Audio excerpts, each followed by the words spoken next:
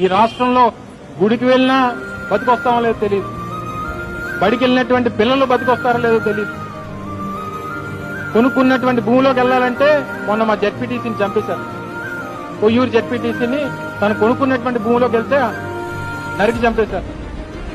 చివరికి ఎక్కడన్నా బస్సు ఎక్కి ఊరు వెళ్దామంటే బస్సులు తగలబడిపోతున్నాయి.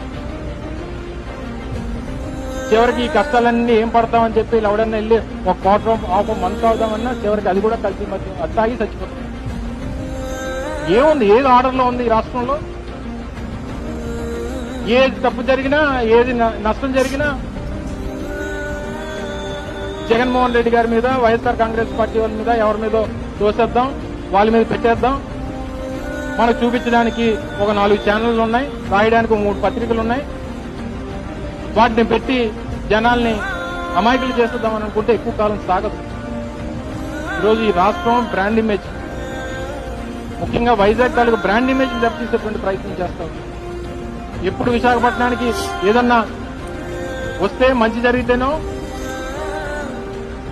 ఈ తండ్రి కొడుకులు చూసి ఓరలేరు, ఇక్కడ ఉన్నటువంటి వారేమో వాళ్ళకి తందాన తానా.